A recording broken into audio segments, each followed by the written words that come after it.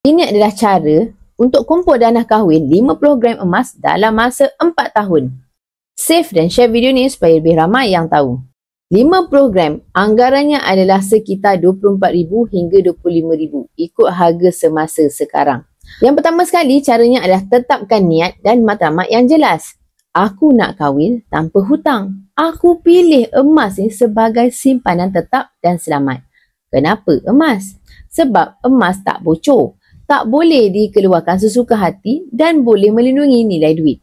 Yang kedua, kira komitmen bulanan. Nak capai 50 gram dalam masa 4 tahun, bermakna dalam masa 48 bulan. Jadi 50 gram bahagikan dengan 48 bulan, anda kena simpan 1.05 gram sebulan.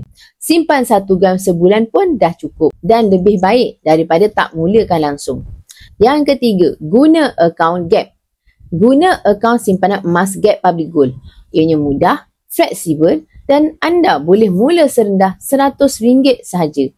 Tak ada yuran dan tak ada komitmen tetap. Sesuai sangat untuk anak muda yang masih belajar ataupun baru mula bekerja. Yang keempat, automatikkan simpanan.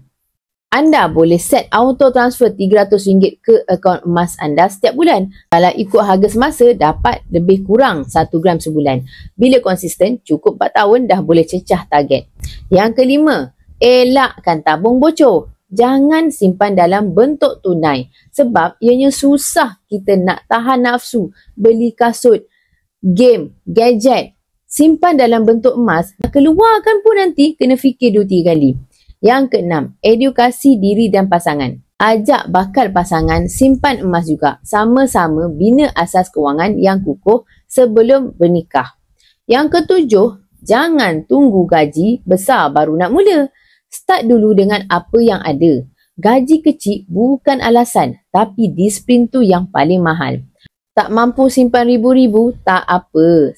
Cuba simpan 1 gram sebulan pun dah cukup. Ataupun RM100. Asalkan istiqomah. Kahwin tanpa hutang, tenang sampai akhirat.